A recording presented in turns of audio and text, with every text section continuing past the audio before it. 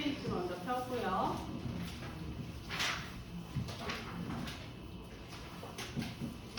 자, 오늘은 보면은 시어 수필과 과학 볼게요.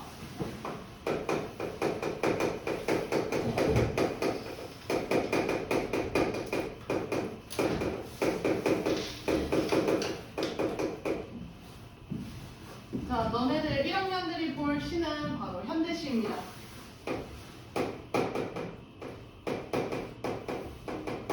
학년이 올라가면 올라갈수록 어렵게 나오기 때문에 2학년, 3학년들은 고전시와 수필이 합쳐진 경우를 좀 많이 보거든. 그런데 너네 같은 경우에는 현대시를 넣었고, 그래도 혹시 고전시를 풀어보고 싶은 사람들을 위해서 워크북에 넣었으니까 너무 실망할 필요는 없고, 그래서 고전시는 우리 배웠던 대로 화자가 그 바라보는 대상에 대해 어떤 감정을 가지고 있는지부터 해석을 하면 됩니다.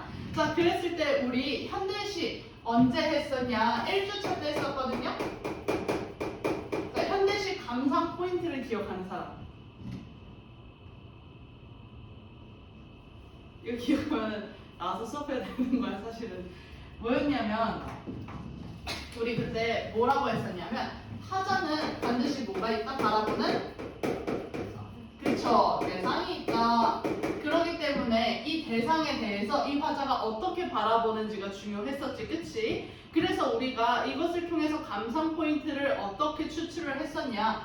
바라보는 대상, 이것을 보면서 떠올린 거야.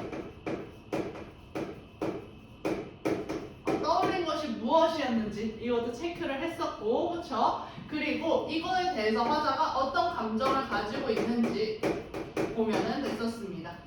자, 그랬을 때 감정은 크게 나눌 필요 없어. 그냥 긍정, 부정, 슬픔, 기쁨 이 정도로만 마무리를 했어도 됐었습니다. 자, 그랬을 때 현대시 같은 경우에는 화자를 중심적으로 이 세 가지가 감상 포인트였어. 그쵸? 그래서 복습을 한번 해봤고요. 그래서 우리가 글을 읽을 때는 어떻게 해야 됐었다?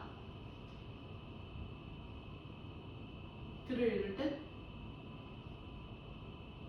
못하라? 이미지를 떠올려라. 기억나? 이거 시를 읽을 때는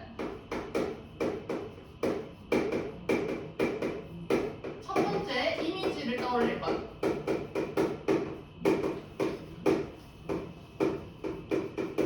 그리고 두 번째가 뭐였지?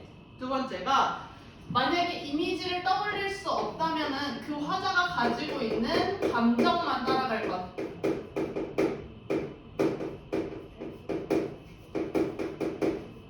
내신처럼 하나하나 분석할 필요 있다 없다? 전혀 없다. 알았죠? 자, 근데 얘들아 내신으로 들어가면은 너네 이러면 안 돼. 오히려 이러면 안 되는 거야. 약간 이미지를 떠올리고 감정만 따르고 그런 시간 다 버리는 거야. 그때는 어떻게 해야 돼? 조금 더 과학적으로 딱딱딱 들어가야 돼. 알았지? 자, 그래서 너네가 무조건 고등학교 1학년 첫 번째 문학 갈래가 현대시야. 이건 교육과정이 그래. 무조건 현대시야. 그 현대시를 내신에서는 얘들아 이렇게 대충 보면 안 되고 반드시 그 시어 하나가 어떤 의미를 가지고 있는지, 이 시구가 어떤 의미를 가지고 있는지 이거 되게 딱딱딱딱 가져가야 된다. 알았죠? 특히나 그 뭐지? 서울여고가 문학이실 대박이야. 진짜 어려워. 이거 더 깊이 들어가서 너는 알았죠? 다른 학교도 어렵지만 유난히 좀 어렵더라고요. 자, 그러면은 내가 여기 지금 계속 뭐라고 적었냐면 뭐뭐와 이렇게 적었잖아. 자, 근데 시와 수필을 같이 묶어서 낸다라는 거는 이 두 가지가 아예 연관성이 없다는 소리는 절대 아니란 말이야. 그쵸? 자, 우리 그때 봤을 때 현대시에도 이 바라보는 대상이 있자. 이게 바로 주제라고도 했었어. 맞죠? 그치? 이게 주제이기도 했는데 그러면은 이 수필에서도 마찬가지로 무언가 있을 거란 말이야. 근데 수필이라는 것은 기본적으로 구조가 세 단계로 되어 있습니다. 기억하는 사람?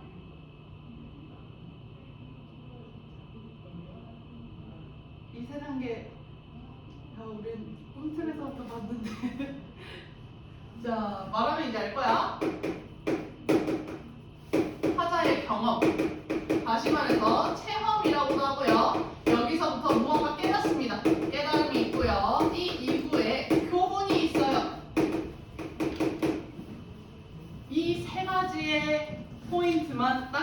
싶으면 수필은 끝이야. 알이?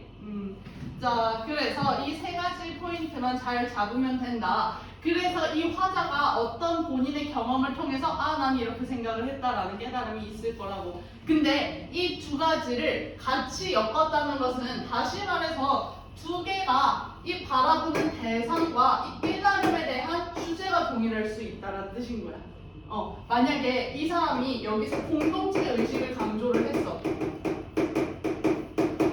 예를 들어서 그러면 이 수필에서도 이 깨달음이 뭐냐면 공동체 의식의 중요함을 깨닫게 되는 거야. 이런 식으로 두 가지의 주제가 되게 비슷한 애들끼리 묶어서 나와.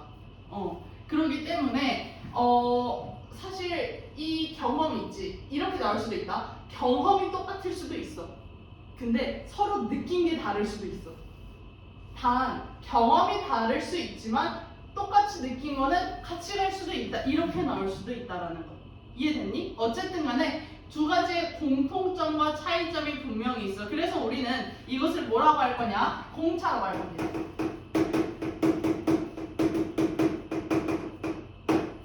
반드시 같이 나온 갈래를 보면은 공통점과 차이점이 존재한다. 다시 말해 공차가 존재하기 때문에 둘 사이의 공통점이 뭔지 차이점이 뭔지를 깨달아야 합니다. 자, 그랬을 때 보통 시가 어떻게 나오냐면 다, 나 이렇게 나와. 그리고 수필이 어떻게 나오냐면 보통 다에 이렇게 나와. 그러면 이 가와 낫이 우리 그때도 배웠지만 둘이 아예 연관 없는 거 아니야? 얘네들도 마찬가지로 공차가 존재했었어.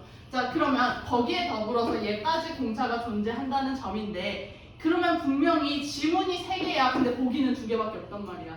아하, 이해됐어? 그러기 때문에 그 2개의 보기 안에서 공차를 뽑아내고 나머지 하나에 적용할 수 있는 훈련을 너네가 지속적으로 해야 돼. 왜? 국어는 정보 싸움이야. 알았지? 문학적 감수성이 있는 애들이 잘하는 게 국어가 아니라 정보를 최대한 많이 얻는 게 국어를 잘하는 거야. 이해됐죠? 국어 공부는 그렇게 해야 돼. 똑똑하게 해야 돼. 자, 그래가지고 동일한 주제, 시각, 관점 등에 의한 공차를 찾아가라 라는 것. 그래서 시와 수필을 그렇게 한번 엮어봤습니다.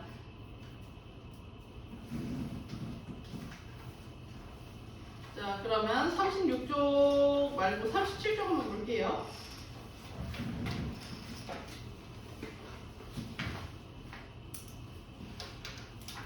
잠깐 36쪽 한번 볼게요.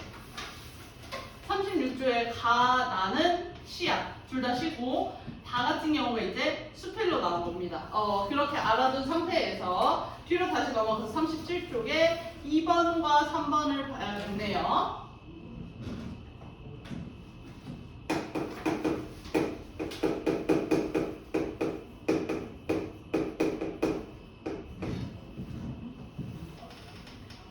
황혼에는 이라고 나와 있어요. 자, 황혼 같은 경우에는 가에 해당하는 시였습니다. 오장환 시의 황혼이라는 시고요. 이 황혼이라는 시는 1930년대 고시 노동자로서 화자가 느끼는 무력감과 절망감이 드러나 있다. 얘들아, 화자는 자 봅시다. 우리 화자는 어떤 사람이야? 고시 노동자. 근데 여기서 시간적 배경을 줍니다.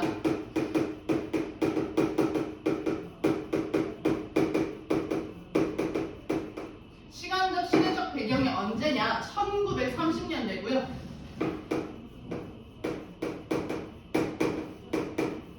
자, 그래서 계속 볼게요. 특히 기계화가 가속되는 현실 속 화자와 나날이 타락해가는 고향, 이 모두가 병든 것으로 형상화되어 근대 자본주의에 대한 작가의 회의적 태도를 엿볼 수 있다. 자, 1930년대고 이 현실은 기계화가 가속이 되고 있습니다.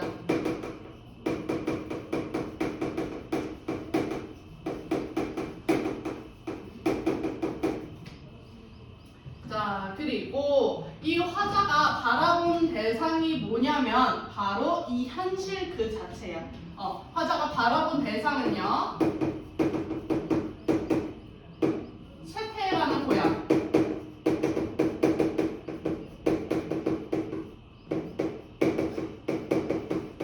그리고 화자 그 자체, 현실 속 화자. 근데 이 화자는 이런 현실 속에서 이 대상을 보고 어떤 것을 떠올렸냐면 바로 병든 것을 떠올렸대요. 자, 그래서 근대 자본주의에 대한 작가의 회의적 태도를 엿볼 수 있다라고 했는데, 그럼 얘들아 봤을 때 이 감정 당연히 긍정이겠어, 부정이겠어? 화자가 가지고 있는 감정이 어떻겠어? 이 바라보는 떠올린 것과 대상에 대한 감정이 무조건 부정일 수밖에 없지. 자, 부정이야. 그리고 보기에 아주 좋게 써 있습니다. 뭐라고? 무력감과 절망감.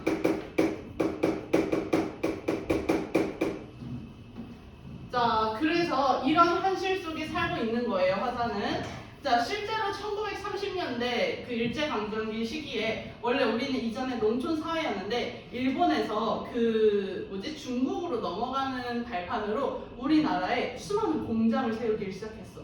그러다 보니까 농촌 사회는 점점 죽어가고 사람들이 그나마 돈을 벌고 살아가려면 그 공장에 취직하는 수밖에 없었단 말이야. 그러다 보니까 이때 당시에 기계화가 가속되는 현실이라는 주제로 작품이 딱 나오잖아. 그러면은 거의 다 100% 아니 100%까지는 아니고 99.9%는 이렇게 나올 수밖에 없어. 왜? 내 고향을 잃어가고 있잖아. 그 어떤 멍청이가 기계화 너무 좋아 이러고 시를 쓰겠어. 그건 절대 나올 수가 없으니까 너네가 앞으로 이런 배경이 나온다 그러면 대충 이쯤은 예상을 한번 해두고 들어가세요. 그럼 정보가 더 많아지니까. 자, 그래서 보기를 보니 이런 시라고 합니다. 자, 그랬을 때 우리 황혼 씨를 먼저 한번 볼까요? 직업 소개에는 실업자들이 일터와 같이 출근하였다. 아무 일도 안 하면 일할 때보다는 야위어진다. 검푸른 황혼은 언덕 아래로 깔려오고 가로수와 절망과 같은 나의 긴 그림자는 군집의 대하에 짓밟혀 있다. 자, 이 긴 있잖아. 이거 오타 아니다 얘들아. 이거 일부러 너네가 읽을 때 길게 읽으라고 둔 장치야. 시인의 장치야. 그래서 너네가 그냥 똑같이 읽어주면 돼. 긴 그림자. 바보와 같이 거물어지는 하늘을 보며 나는 나의 키보다 얕은 가로수의 길에 서 있다. 얘들아 너네 지금 어두운 새벽에 길에 서 있어야 됩니다. 이미지로. 병든 나에게도 고향은 있다. 자, 봅시다. 이 현실 속 화자가 바라본 대상이었지. 그랬더니 이것이 뭐라 그랬어? 현실 속 화자가 병든 것이라고 바로 여기 나와 있지. 병든 나라는 것 자체가 뭐야? 나는 병들었다. 이렇게 대상을 떠올렸다. 여기 바로 나오잖아. 병든 나 이렇게. 이해됐나요? 근육이 풀릴 때 향수는 실마리처럼 풀려 나온다. 나는 젊음의 자랑과 희망을 나의 무거운 절망의 그림자와 함께 무사람의 웃음과 발길에 채이고 밟히며 스미어오는 황혼에 맡기어버린다. 근육이 풀릴 때 향수는 실마리처럼 풀려나온다. 나는 개인적으로 이 구절을 너무 사랑하는 편이거든. 왜냐면 이 사람이 지금 도시노동자잖아. 근데 열심히 일하고 집에 와서 쉬면은 근육이 당연히 어떻게 되겠어? 풀어지겠지. 그럴 때 고향에 대한 생각이 깊어진다라는 것을 이렇게 표현을 한 거야. 너무 아름답지 않니? 이게 시의 매력이야 얘들아.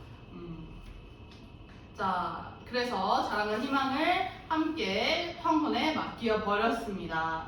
자, 그래서 그 제 집을 향하는 많은 군중들은 시끄러이 떠들며 부산이 어둠 속으로 흩어져 버리고 나는 공복에 가는 눈을 떠 희미한 노등을 본다.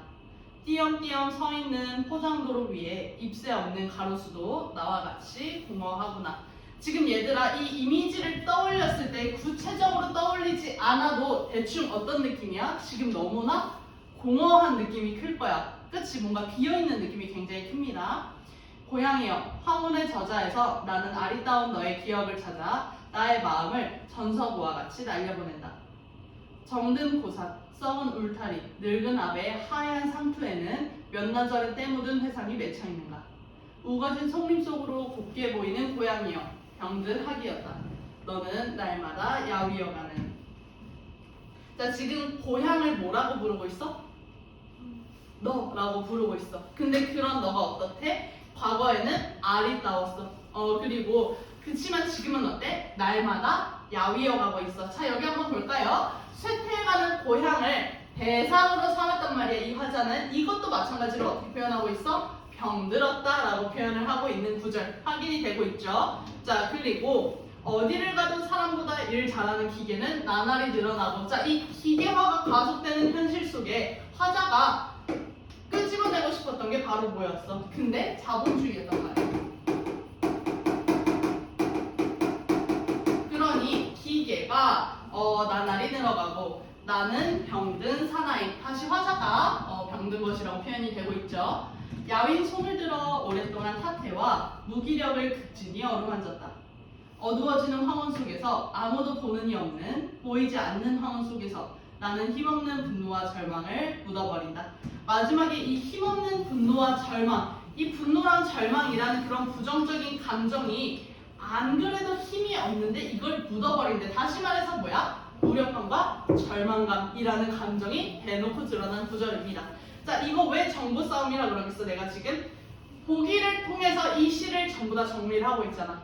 모든 구절을 이해를 하고 있잖아. 그치? 거의 내신처럼 이해를 하고 있죠. 너네도 앞으로 이렇게 해야 돼. 혼자서 할 때도 알았죠? 자, 그리고 여기까지 봤으면 뒤에 그 2번 문제 먼저 풀어보세요. 문제 푸는 순서도 지금 이렇게 해야 된다는 소리야.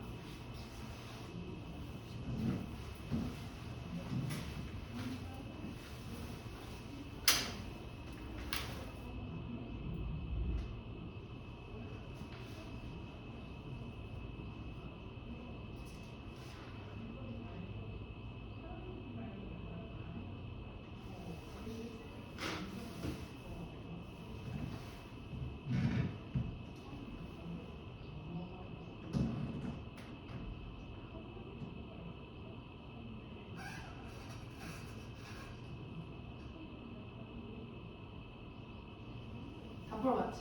얘들아, 이거 너무 쉽지 않았어?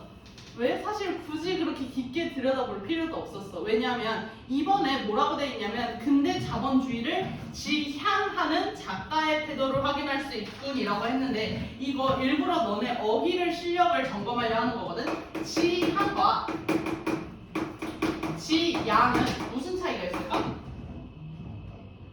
정반대야. 지향은 뭐야? 그것을 쫓아가는. 그치? 지양은 멀리한다는 뜻이야. 그럼 여기서 이걸 어떻게 바꿔줘야 된다는 거야? 지양이라고 바꿔줘야 돼. 왜? 근데 자본주의 때문에 고향이라는 것은 기업으로 남겨둘 수밖에 없는 현실인 거잖아. 그렇기 때문에 지양이 맞는 표현이겠죠. 그래서 지향 보자마자 걸을 수 있었어야 된다. 알았지? 자, 그럼 3번 보기 봅시다.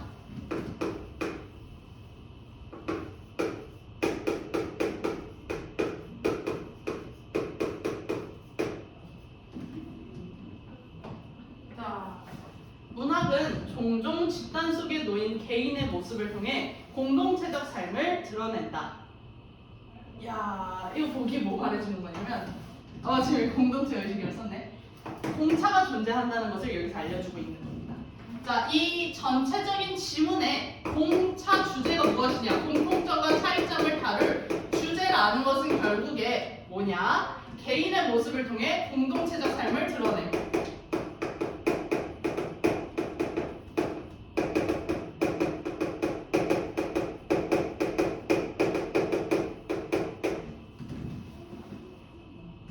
독선적인 태도를 지닌 개인은 스스로를 소외시켜 자신의 삶을 황폐하게 만들면서 동시에 공동체적 삶으로 나아가지 못한다. 자, 지금 보면은 첫 번째 경우는 무슨 경우냐면 독선적인 태도를 지닌 개인입니다.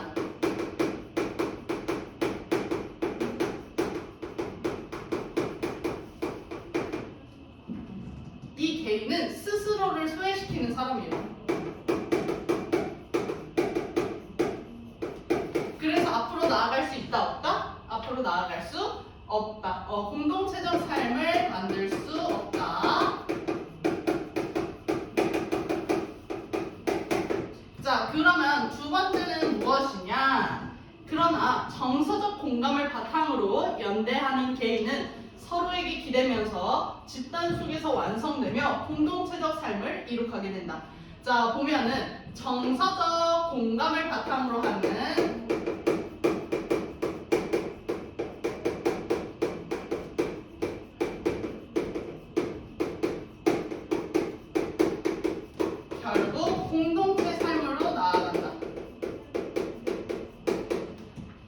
자, 그래서 이 사람들은 집단 속에서 완성이 된다.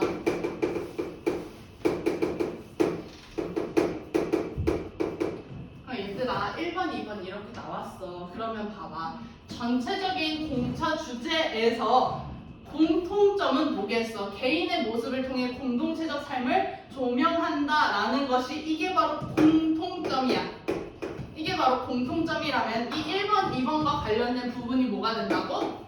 차이점이 되는 거야. 자, 그러면 어느 한 지문에서는 둘 중에 하나가 나올 거고 다른 지문에서는 다른 게 나온다는 뜻이야. 그치? 근데 정황상 보기 하나에서 가를 이렇게 자세히 다뤘는데 또 가에 대한 지문이 나올 확률은 사실상 적기는 해요. 그럼 나와 다와 관련된 부분이라는 건데, 그럼 우리는 그 두 지문만 다시 읽어볼 건데 그 지문을 볼 때 어떻게 해야 돼? 이 둘 중에 무엇인지 결정을 지을 수 있어야 됩니다. 알았죠? 자, 나와봅시다. 자, 모래는 거기 볼게요. 모래는 모두가 작지만 고집센 하나리다. 자, 그럼 모래가 뭐겠어, 얘들아? 잘 모르겠지만 일단 개인은 확실하겠어. 그치? 개인이라고 적어주고요. 하날 하날이 무수하게 모여서 모래다. 하날 하날이 모여있어서 모래인데 그게 바로 뭐다? 공동체적 삶을 나타내는 거겠지. 모두가 다 모여있는 거. 집단을 의미를 하는 거겠죠. 자, 오죽이나 외로워 그랬을까 하고 보면 웬걸 모여서는 서로가 모른 채 등을 돌리고 있는 모래. 자, 근데 얘들아 공동체적 삶인 줄 알았는데 그게 결국에 뭐라는 거야? 맞아 아니야? 아니라는 거야. 그럼 결국에 이 두 가지 중에 뭐겠어? 1번이 될 수밖에 없겠지. 왜? 공동체적 삶을 완성하지 못한 형태로 나오고 있잖아 지금. 자, 보면은 모래를 서로 손잡게 하려고 신이 모래밭에 하루 종일 공비를 뿌린다. 하지만 뿌리면 뿌리는 그대로 모래 밑으로 모조리 새나가 버리는 봄비. 자비로운 신은 또 민들레 꽃씨를 모래밭에 한 움큼 날려보낸다. 싹 트는 법이 없다. 지금 뭐가 왔었냐면 봄비도 내렸고 민들레 홀씨도 내렸어. 근데 그 민들레 홀씨라는 거는 같이 엮어갈 수 있는 공동체의 구성원이지 않을까? 근데 지금 어떻게 해? 얘네가 모래라는 개인이 독선적 태도를 지녀서 지들끼리 등을 돌리고 있는 소외의 형태를 만들어내고 있으니 결국 공동체적 삶을 만들 수 없어서 민들레마저 피우지 못한다. 민들레마저 공동체에 속하게 만들지 못한다. 이렇게 해석을 해야 된다는 거야. 이게 제일 깔끔한 해석인 거. 이해됐죠? 그래서 더 이상은 손쓸 고리가 없군. 구제불능이야. 신은 드디어 포기를 결정한다. 신의 눈밖에 난 영원한 할증이라고 되어 있습니다. 결국 마지막까지 공동체적 삶을 완성했다 못했다? 못했다라는 것이 결론이 되겠죠. 그쵸? 자, 그러면 다가 바로 이 밑에 정서적 공감의 연대를 지닌 개인이겠죠. 근데 우리 수필이라 했으니까 어떤 구조가 있느냐? 경험에서부터 깨달음과 교훈이 있을 겁니다. 근데 교훈은 없을 수도 있어, 얘들아. 깨달음까지는 확실하게 나와, 무조건.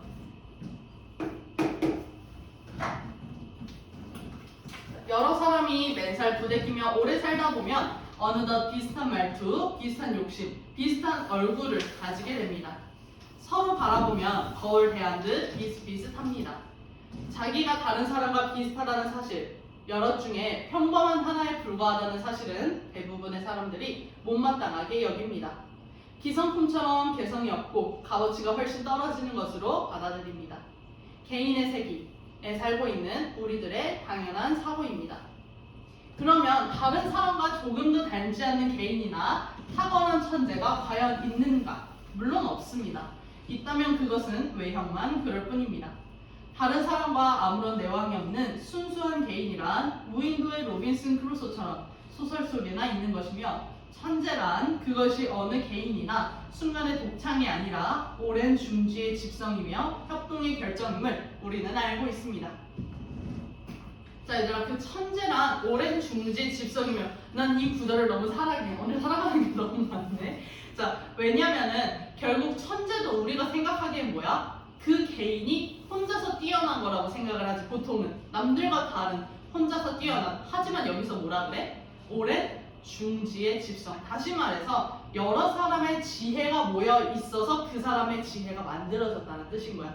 사실 그렇지 않니? 어떤 천재가 가지고 있는 모든 지식은 결국에 그동안 많은 사람들이 쌓아온 지식의 결과물이기도 한 거잖아. 그치? 그래서 결국에 그것도 뭐야? 개인의 것인 줄 알았던 건 마저 공동체가 만들어낸 것이다 라는 교훈을 주고 있는 거지 우리한테. 그치? 자, 그래서 우리들이 잊고 있는 것은 아무리 담장을 높이더라도 사람들은 결국 서로가 서로의 일부가 되어 함께 빛을 나누며 함께 비를 맞으며 함께 살아가고 있다는 사실입니다. 야, 여기서 대놓고 함께에다가 어퍼스트로피를 찍었어요. 무슨 뜻이야? 공동체를 중시하는 글이다. 1번, 2번 중에 명백히 2번이다. 다시 말해서 이 문단에서 말하고 있는 것은 뭐야 얘들아? 이거지. 집단 속에서 완성이 된다. 그쵸? 자, 화폐가 중간에 찔면 쌀이 남고 소금이 부족한 사람과 소금이 남고 쌀이 부족한 사람이 서로 만나지 않더라도 교환이 이루어집니다. 천갈래 만갈래 분업과 거대한 조직 그리고 거기서 생겨나는 물신성은 사람들의 만남을 멀리 떼어놓기 때문에 함께 살아간다는 뜻을 깨닫기 어렵게 합니다. 자, 이 쌀이 남고 소금이 부족한 사람, 소금이 남고 쌀이 부족한 사람은 원래 어떻게 해야 됐었어? 무조건 서로 만나서 그치 교환을 했어야 됐었어. 그러면은 그들끼리는 연대를 가지게 되겠지만 지금은 우리가 화폐를 교환하고 있지. 그러다 보니까 어떻게 되는 거야? 이런 개인적인 것이 더 커진다라는 뜻인 거야. 얘들아, 그러면은 여기서 1등급 애들은 어떤 것까지 캐치하냐면 허라 화폐에 대한 얘기를 해? 근데 자본주의에 대해 부정적인 얘기를 하고 있다? 가에서 뭐라 그랬어? 근데 자본주의를 비판하는 주제를 가지고 있다고 했었어. 이거랑 얘랑 연결지어서 나올 수 있는 문제가 있을 수도 있겠다 하는 거지. 이해됐어? 왜? 보기에서는 나랑 다만 연관지었잖아. 근데 왜 가는 빼놓고 말을 하겠어? 그러니까 그런 공차를 얘들아 계속 가지고 가야 돼. 똑같은 공통점이 있죠. 자본주의를 비판하는 관점이라는 것이 둘 사이의 공통점입니다. 자, 같은 이해, 같은 운명으로 연대된 한배탄 마음은 나무도 보고 숲도 보는 지혜이며 한 포기 미나리 아집이나 보잘것없는 개똥벌레 한 마리도 그냥 지나치지 않는 열린 사랑입니다.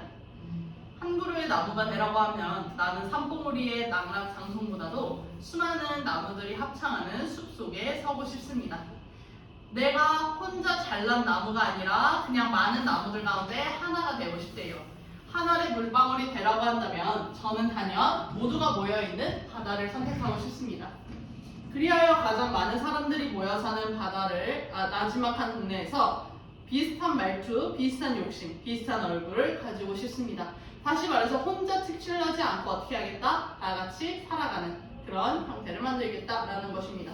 그러면은 뒤에 3번 지금 풀어보세요.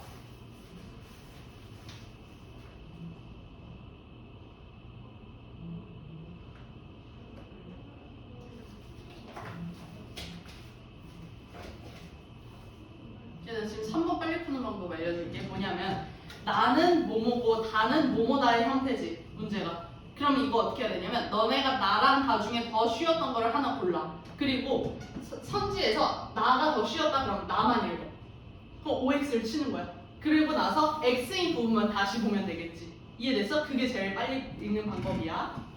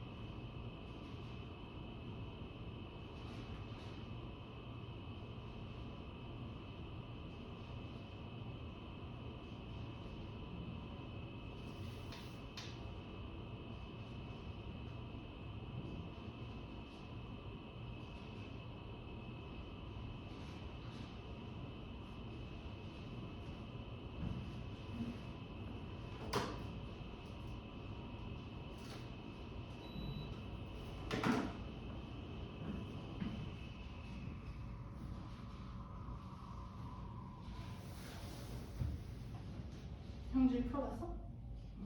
자, 볼까요? 자, 나와 다 중에 뭐가 더 쉬웠어? 지원이는? 나가 더 쉬웠고, 형준이는?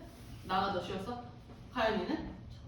나가 더 쉬웠지. 그럼 나를 위주로 한번 봅시다. 나의 무수하게 모여서 된 모래와, 자, 여기 보면은, 여기까지? 맞지? 그거 보면은, 모래는 여러 사람은 집단 속에 놓인 개인의 모습을 보여준다라고 되어 있어. 맞아, 아니야? 맞죠. 자, 그리고 나의 모른 채 등을 돌리는 행위는 연대하지 않으려는 태도를 의미한다. 독단적 태도 맞죠? 자, 3번 곰비를 뿌려주는 곰비를 뿌려주는 신은 개인이 직면하게 되는 소의 원인에 해당한다. 이거 벌써 아니지. 그럼 얘를 체크해두고, 자, 나의 꽃씨가 싹 트는 법이 없는 모래밭은 개인들의 황폐한 삶. 맞죠? 공동체를 이룩하지 못한 황폐한 삶. 5번 나의 영원한 갈증은 공동체적 삶으로 나아가지 못한 삶의 모습을 나타낸다. 친절하게 나머지 선진 다 맞게 해줬네. 그러면 3번이 틀린 거겠지. 그랬을 때 3번의 답을 다시 한번 체크해보면 거대한 조직에서 생겨난 물신성마저 개인이 직면하게 되는 자본주의의 위기다라는 것 맞죠? 그치? 자, 이렇게 풀어야 되는 거야. 이런 보기를 중심으로 나와 다를 이해한 내용으로 적절하지 않은 것. 이거 너네 80분 안에 45문제 풀 수 없거든? 너네 OMR 체크 빼면은 한 문제당 1분이야. 그 불가능해. 왜 한 문제당 1분이라 한 이유가 뭐냐면 지문 읽는 시간이 있잖아. 그러다 보니까 문제 푸는데 1분도 안 걸려야 되는데 여기서 줄여야 되는 거야. 자, 둘 다 적절하지 않으려면은 둘 다 틀리거나 해야 되는데 그러면은 나를 딱딱딱딱 다 체크해주고 3번이 틀렸네 그러면 답까지 확인을 해주면 30초 컷인 거지. 그치? 이해됐지? 어떻게 빨리 풀어야 되는지. 자, 그러면 나머지 1번과 4번을 지금 풀어보세요.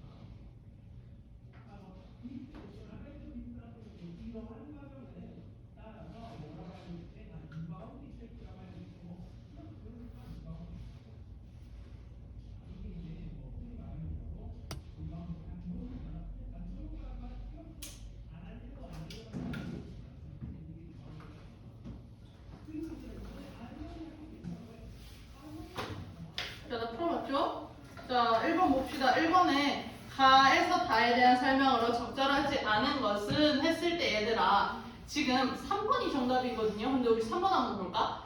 나와 다는 모두 공간을 대비하여 지향하는 가치를 부각하고 있다. 이거 틀리면 안 되는 이유가 뭐냐면 나와 다를 비교하는 게 보기 문제 나왔었고 우린 이미 이걸 풀었었어. 내가 그래서 먼저 보기를 보고 다른 문제를 풀려고 하는 이유가 이것 때문인 거야. 나와 다는 같이 지향하는 가치가 뭐냐면 공동체적 삶이었어. 둘 다. 근데 그거를 개인의 모습을 통해 드러냈었잖아. 근데 우리가 어떻게 정리했어? 이런 개인과 이런 개인이라고 하면서 서로 그 모습을 대비해서 가치를 지향하곤 했었죠. 그랬을 때 공간적 대비라는 거는 맞는 표현일까? 그거는 나올 수가 없는 소리라는 거야. 알았지? 그래서 보기를 먼저 보면은 다른 선지를 풀 때 훨씬 더 빨리 풀고요. 4번의 이미지입니다. 자, 기억은 고독의 이미지. 다시 말해서 기억은 가로수를 말을 하고요. 니은은 고립의 이미지, 니은은 무인도라고 했는데 자, 이거 틀린 사람 없겠죠?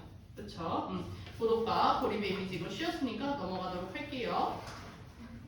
자, 그러면 여기 이제 뒤에 양기자 작가의 사막을 같이 가는 법 그리고 안도현 시인의 우리가 눈밭이라면 이성무 시인의 겨울 이렇게 볼게요. 자, 봤을 때 우리 8번부터 봐야겠네. 39쪽에 8번.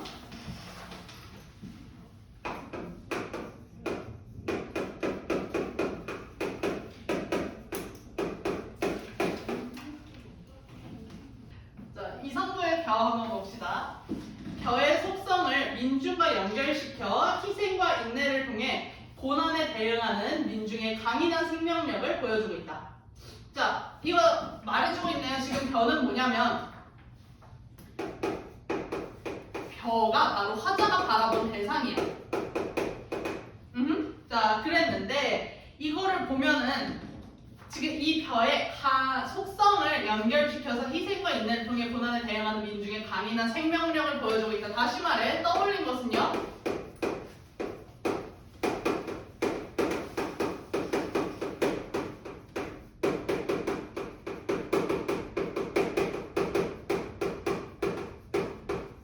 이게 되는 거겠지.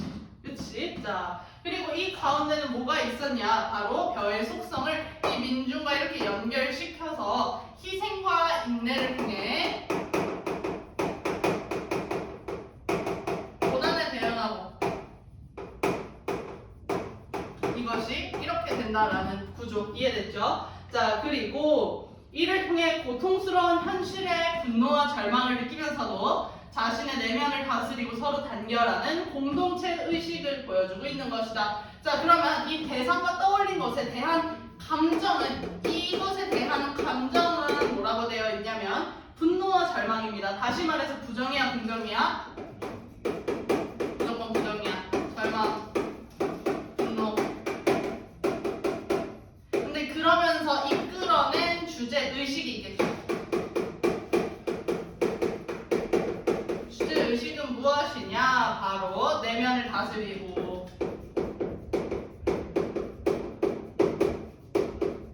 단결하는 공동체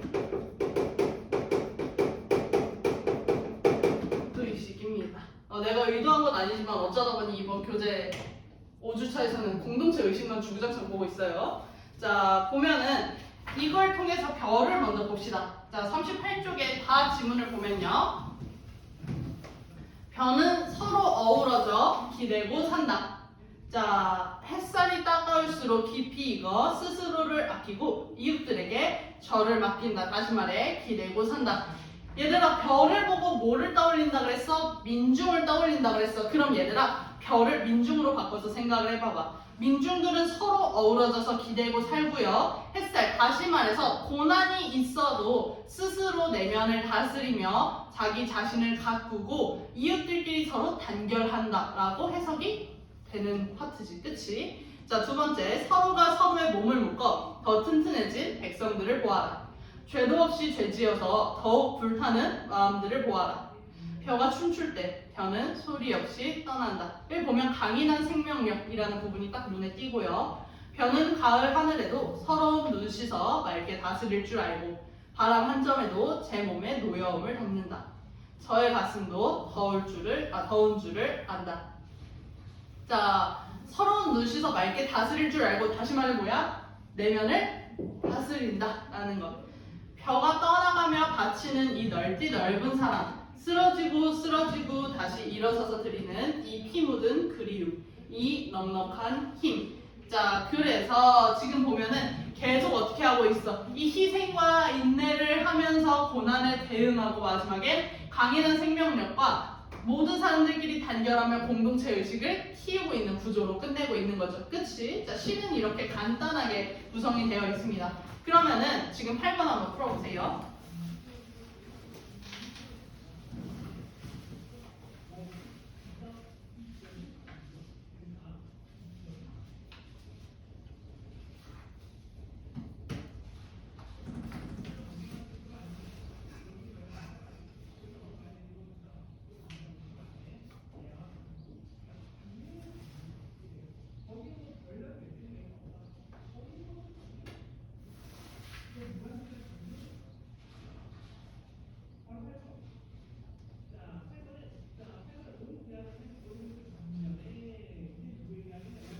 자, 다 체크했죠? 이거 답은 2번입니다. 왜? 이웃들에게 절을 맡기는 게 인내심이 아니라 얘는 뭐랑 연결 지어야 돼? 그치. 공동체 혹은 단결력과 연관짓는 게 훨씬 낫겠죠. 그쵸?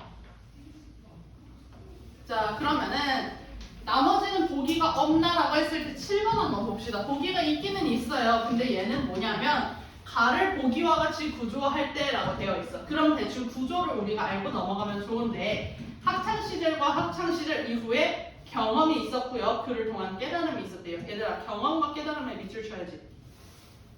왜요? 그럼 가는 뭐란 소리야? 수필. 그치. 수필. 그러면은 우리 아까 뭐라 그랬어? 여기서 주제가 뭐였어? 공동체 의식이었어. 서로 단결하는 공동체 의식이 있어야 된다. 이게 얘의 주제였는데 그러면은 얘도 왠지 깨달음이 뭐일 것 같아? 서로 단결하는 공동체 의식이 있어야 된다. 왜? 애초에 얘는 뭔가 경험이라는 파트가 있어 없어? 없잖아. 얘는 어떤 상징성을 가지고 쓴 시지 어떤 경험을 통해 쓴 경험시가 아니잖아. 그렇기 때문에 공차를 생각을 했을 때 둘 사이의 공통점은 얘밖에는 없다라는 정보를 가지고 가면 훨씬 더 좋겠죠. 그치? 물론 내가 말하는 이런 정보들은 아직 너네가 하기 힘든 단계이기는 해. 그렇지만 계속 말해주는 건 앞으로 꾸준히 하다 보면 이렇게 될 수 있도록. 자, 가를 한번 봅시다. 학창 시절에는 유별나게도 학년이 바뀌고 반이 바뀌어 친구들과 뿔뿔이 흩어져야 하는 신학기가 싫었다. 너네도 그렇지 않니? 친구들 딱 올라갔는데 마음으로 간절히 원했던 친구는 거의 언제나 다른 반으로 갔고 한 반이 되지 않기를 빌고 빌었던 친구는 어김없이 한 반으로 편성되고 하는 불행 앞에서 얼마나 많이 속상해했는지 모른다. 하여튼 이 경험을 얘들아 수필 같은 경우에는 재밌는 이유가 뭐냐면 이 경험을 읽으면서 너네도 되게 공감하는 파트가 많다는 거야. 근데 그런 공감을 너네가 스스로 이렇게 되새기면서 읽잖아? 그럼 이 글이 훨씬 더 와닿는다? 너네만의 경험을 떠올리면서 한번 읽어보세요. 그래서 학년이 바뀌면 처음 얼마 동안은 늘 마음을 잡지 못했다. 아침에 눈을 떠 학교에 갈 일을 생각하면 가슴 한쪽이 싸늘해지곤 하던 그 느낌을 지금도 나는 선연히 떠올릴 수가 있다. 자, 여기까지가 뭐겠어? 학창시절의 경험에 해당하는 부분이었겠죠. 그치? 자, 이제는 반이 나뉘고 새로운 교부들한테서 낯설음을 실컷 맛봐야 하는 신학기 따위는 영영 내 곁에서 사라졌다. 자, 아까 구조가 어떻게 돼 있었냐면 학창시절의 경험과 학창 이후 시절의 경험이 있었어. 여기서부터는 이후겠죠. 그 대신 사랑하고 믿어주는 것보다 시기하고 미워하며 또는 빼앗고 속이는 일이 더 많은 황폐한 세상살이에 낯가림하며 사는 나날 속으로 내던져지고 말았다. 망망대해를 헤매는 것처럼 힘든 인생의 항해는 신학기 잠시의 외로움을 극복하는 일 따위와는 비교도 할 수 없을 만큼 두려움 가득한 일이다. 삶은 고난투성이고 끝없는 인내를 요구하기만 하는데 홀로 헤치는 파도는 높고 거칠기만 하는 것이다. 얘들아, 여기도 약간 뒤에 별하는 시랑 좀 비슷한 부분이 있어. 뭐야? 삶이란 결국 뭐야? 희생과 인내가 있어야 된다라고 연관 지을 수 있지 않을까? 거기 봐봐. 왜? 삶은 고난투성이고 끝없는 인내를 요구하기만 하는데 홀로 헤치는 파도는 높고 거칠기만 하다. 다시 말해서 내가 견뎌야 되는 게 있어야 돼. 고난에 대응할 줄 알아야 된다는 소리인 거지. 파도에 대응할 줄 알아야 된다. 자, 바로 이때 영혼을 함께 나눌 친구가 절실히 필요해진다. 이게 바로 뭐겠어요, 얘들아? 깨달음이라는 포인트가 되는 거겠죠. 그치? 인생이란 험난한 항해를 같이 겪고 있다는 동지애를 느낄 수 있는 친구, 혹은 내 삶의 따뜻한 동반자라는 느낌이 전해져 오는 친구와 같이 있는 시간에는 이 세상도 한번 살아볼 만하다는 용기가 솟는다. 그런 친구와 돈독한 우정을 서로 교환하고 있는 이들이라면 적어도 실패한 삶은 아니라고 단정할 수 있는 것이다. 살아가면서 그런 우정을 가꾸는 이들을 종종 만난다. 비록 나의 친구는 아니지만 그 모습을 보는 일은 참 아름답다. 언젠가 친구가 사업에 실패해서 낙향하여 쓸쓸히 살아가는 것을 안쓰러워하다 못해 자기도 다니던 직장을 정리하고 가족과 함께 시골로 내려가 친구 옆에서 땅을 일구는 사람을 만난 적이 있었다. 이미 결혼하여 각각의 식소를 이끌고 있는 두 사람한테는 참으로 어려운 결정이었겠지만 양쪽 집의 가족들 모두는 한결같이 이렇게 말하였다. 냉혹한 이 세상에 대항하기 위해 두 집이 힘을 합쳤으니 얼마나 든든하냐고. 누군가는 말했다. 친구 없이 사는 일만큼 무서운 사막은 없다고. 또 누군가는 말했다. 친구 없이 사는 것은 증인 없이 사라지는 일이라고. 자, 그러면은 결국에 뭐야? 그 친구와 단결을 해서 같이 함께 어우러져 살아가는 삶을 읽어나가야 된다라는 주제의식이 공통이 돼 있겠죠, 지금. 그치? 자, 그런 공통점을 봤고요. 밑에 봅시다. 우리가 눈발이라면 허공에서 쭈삣쭈삣 흩날리는 진눈깨비는 되지 말자. 세상이 바람 불고 춥고 어둡다 해도 사람이 사는 마을 가장 낮은 곳으로 따뜻한 한방눈이 내어 내리자. 우리가 눈발이라면 잠 못 든 이의 창문가에서는 편지가 되고 그 이의 깊고 붉은 상처 위에 돋는 새살이 되자.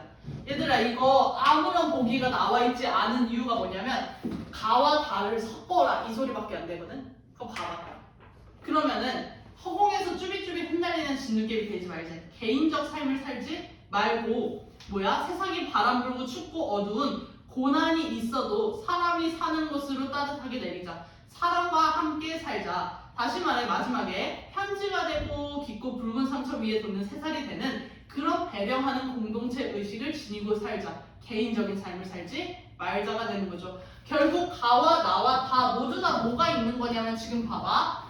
희생과 인내가 있어야 되고 우리는 고난에 대응하는 삶을 살아야 해. 그러면서 우리는 강인한 생명력이 있어야 되고요. 우리는 모두가 다 같이 살며 공동체 의식을 길러야 한다라는 공통점이 있는 겁니다. 물론 그 사이사이 차이점은 많이 있었지, 그치? 얘 같은 경우에도 이런 감정이 나타나지만 나머지 글들에는 나타나지 않았어요. 그런 것들을 보니 얘들아 우리가 어떤 게 공통점이고 차이점인지 알 수 있었습니다.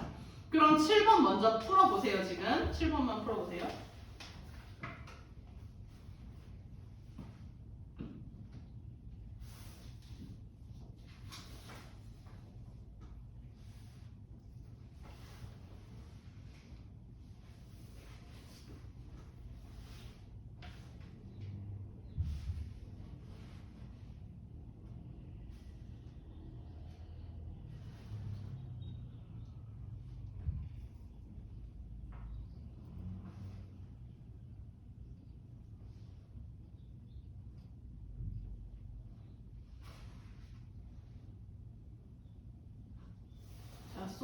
so easy. 왜? 3번밖에 답이 없어요. 글쓴이는 그 친구와 함께 시골에서 돈독한 우정을 나눈 걸 봤지. 직접 경험한 건 아니었어. 자, 경험 파트는 어디밖에 없었어? 학창 시절과 학창 시절 이후밖에 없었어. 그 이후에는 전부 다 깨달음 파트였잖아. 내가 아까 여기는 깨달음이지 라고 왜 끊었겠어? 그 이후로는 이 사람의 경험이 안 나오기 때문에. 이해됐어? 수필은 무조건 경험에서 깨달음이야. 다시 왜 화살표가 양방향이 아니라 일방향인 이유가 뭐냐면 경험이 있었다면 깨달음이 나오고 더 이상 다시 경험으로 돌아가는 일이 없다는 뜻이야. 이해됐죠? 그래서 이렇게 가는 구조다라는 것을 알아둬야 돼요. 저게 수필입니다. 자, 그럼 5번, 6번 지금 풀어보세요.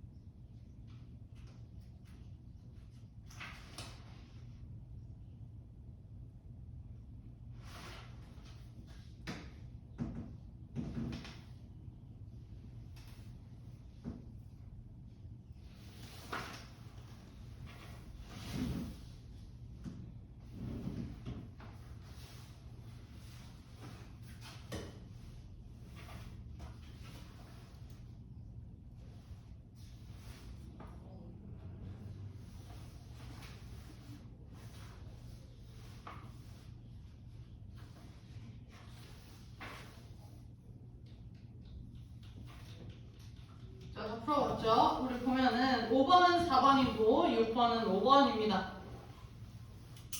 틀린 사람 있나요? 없죠? 다 잘했을 거라 생각을 합니다. 자, 그러면은 뒤로 넘어가서 과학 지문 볼 텐데 우리 이거는 지금 15분 쉬었다가 46분에 시작하도록 할게요. 과학 지문. 자, 과학 지문은 정말 많은 것들이 나와. 뭐가 나오냐면 뭐 바이러스라든가 세균이라든가 병원체라든가 이런 좀 그런 세포들에 관련된 바이러스에 관련된 문제들도 나오고요. 인체에 관련된 문제도 나오고요. 우주에 관련된 물체도 나오고요. 아니, 지문도 나오고요. 그리고 물리, 화학, 생명 등등 전반적으로 과학은 정말 갈래가 많고 유형이 많습니다. 자, 그 중에서 우리가 제일 당황스러운 애들은 뭐냐? 바로 우주와 물리를 만났을 때 우리는 가장 당황을 합니다. 그나마 인체랑 화학은 이해라도 할 수 있거든. 근데 물리는 그래프 나오지, 우주는 첫 문제 나오는 순간 그냥 머릿속에서 그림이 그려지는 게 다 나오거든. 그래서 어쨌든 간에 과학 지문 같은 경우에는 제일 중요한 건 정리야.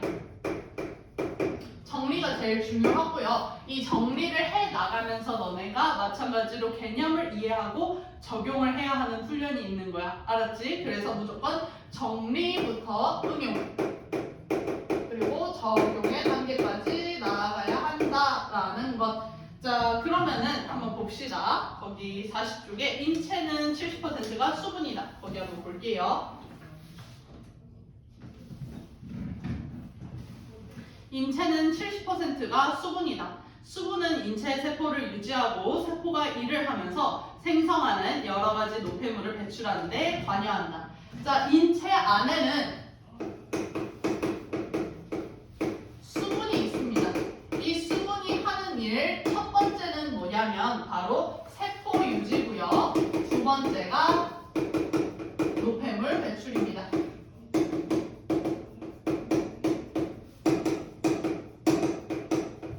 자, 이렇게 두 가지가 있어요. 자, 인체 세포는 일종의 화력 발전소이다. 연기가 나지 않을 뿐이지 들어오는 음식을 잘 분해하고 연소시켜서 에너지를 만든다.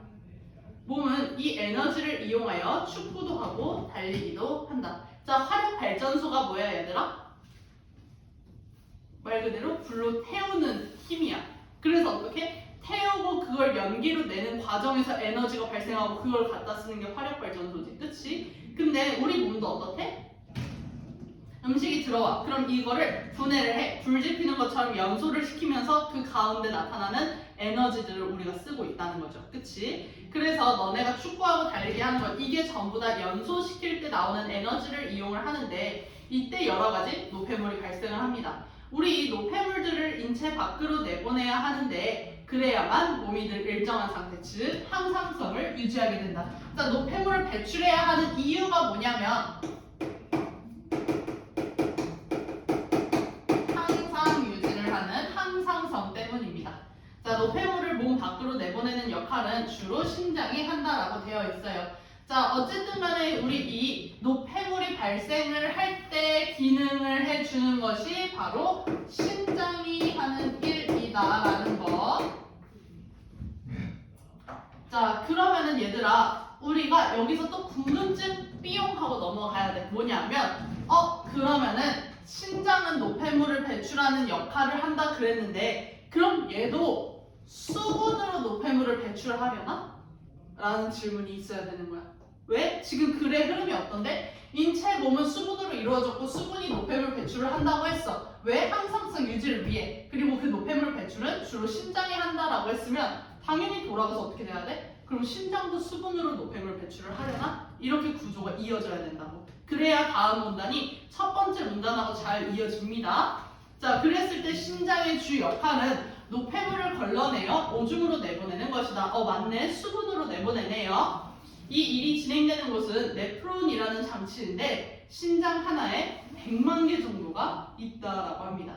자, 심장은 노폐물을 배출하는 가장 중요한 일을 하는 기관이에요. 그랬을 때 이 심장 안에는 네프론이라는 장치가 있습니다. 자, 네프론은 사구체, 고만주머니, 세뇨관으로 이어지는데 이곳에서 노폐물이 여과되고 필요한 영양분, 즉 포도당, 수분 등이 재흡수되기도 한다. 자, 이 안에는 뭐가 있냐면 사구체,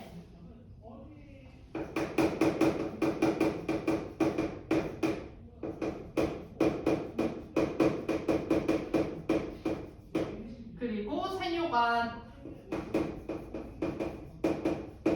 자, 이 안에서 얘네를 통해서 뭘 하느냐라고 보면요. 첫 번째, 노폐물을 여과시킨다.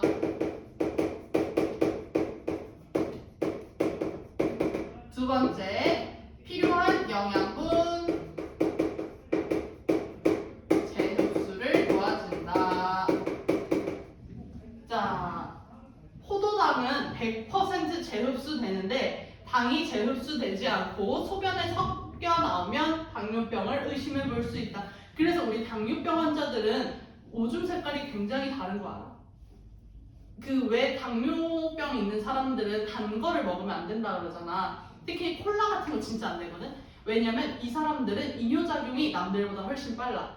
왜냐면 우리는 이 포도당이라는 영양분을 우리 몸속에 좋은 성분으로 저장을 하지. 그치? 100% 다시 재흡수 되게끔 하잖아. 근데 당뇨병이 있으면 방금 어떻다 그랬어? 100% 재흡수 되는 게 포도당인데 당이 재흡수하지 않고 이게 섞여 나와져 버리는 거야. 그러면 우리는 노폐물만 나오는 정상적인 인체이기 때문에 그렇게 딱히 자주 소변이 마렵거나 그러지 않지만 보면은 당뇨병 있는 환자들은 포도당마저 나오기 때문에 훨씬 더 이뇨작용이 빨라.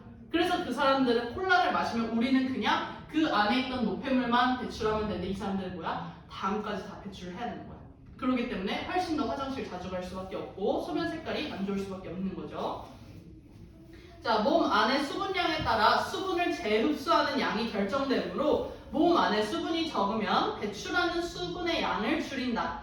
이 때문에 소변이 노랗게 되는데 이것은 몸의 수분이 적다는 신호이다. 그럼 얘들 여기 궁금하지 않아? 수분이 그럼 몸 안에 수분이 많으면 소변의 색깔이 어떨까라고 궁금해지지 않아? 근데 이런 부분은 얘들아 너네가 시험 때는 당연히 가지면 안 되는 호기심이지만 너네가 스스로 공부할 때는 과학 지문하고 친해지려면 너네 스스로 질문을 하고요. 답변을 하는 Q&A 방식이 굉장히 도움이 정말 많이 돼. 이것도 실제로 내가 썼던 방법인데 여기 같은 경우에도 호기심이 있어야 돼. 과학은 원래 호기심에서부터 시작을 하거든. 소변이 많으면 어떻게 되려나? 인터넷 찾아봐야 돼. 스스로 답을 한번 찾아봐야 돼. 그런 식으로 지문이랑 가까워져야 됩니다. 자, 노폐물은 혈액의 압력 차이에 의해 모세혈관 덩어리인 사구체를 통해 공원주머니에 모이고 이것이 세뇨관을 거쳐 방광에 모아져 그대로 오줌으로 배설된다. 자, 지금 봤을 때 얘들아 지금 이 노폐물이 왔어. 이 노폐물이 오면은 어떤 구조가 있냐? 사구체, 이 네프론이 모세혈관 덩어리래. 여기를 통해 봉원 주머니에 모이고 봉원 주머니에 모였던 것이 세뇨관을 거쳐서 나중에는 어디로 간다? 방광으로 가고요. 그리고 오줌으로 배설된다.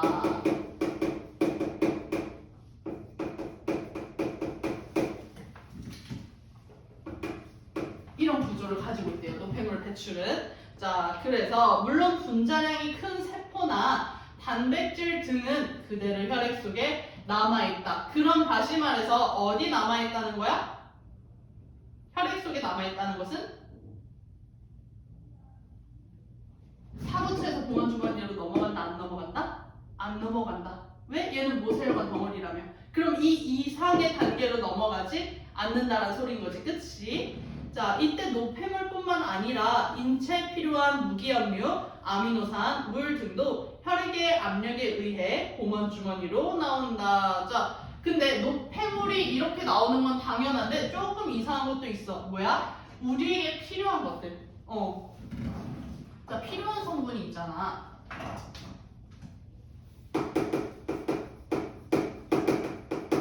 아미노산, 수분 이런 거는 필요하지 않아? 근데 그런 것들도 어디로 간대?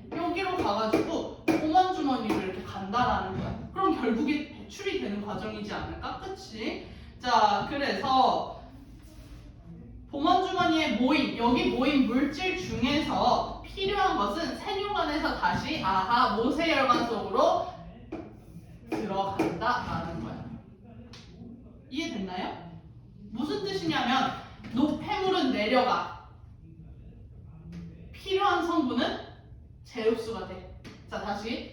노폐물은 여가가 돼. 필요한 영양분은 재흡수가 돼. 지금 정리한 부분이랑 완전히 맞닿아지는 부분인 거지. 이해됐어? 그치? 자, 빨간 거 노폐물은 그대로 내려갑니다. 영양분은 올라갑니다. 알았죠? 자, 그래서 이와 같이 심장은 신체 내의 노폐물을 몸 밖으로 내보내는 여가와 필요한 것은 계속 사용할 수 있게 하는 이런 재흡수의 기능이 있습니다. 여가와 재흡수가 있고요. 우리 몸을 항상 일정한 상태를 유지하는 뭐를 가지고 있다? 항상성을 가지고 있다.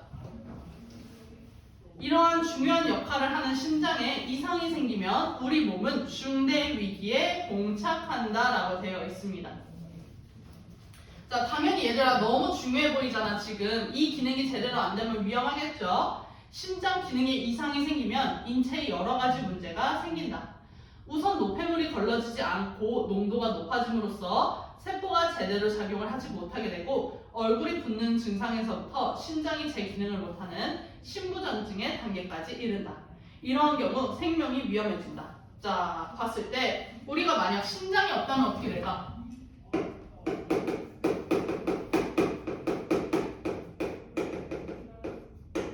심장이 기능을 못한다면 그럼 첫 번째 뭐냐면 노폐물이 당연히 어떻게 되겠어?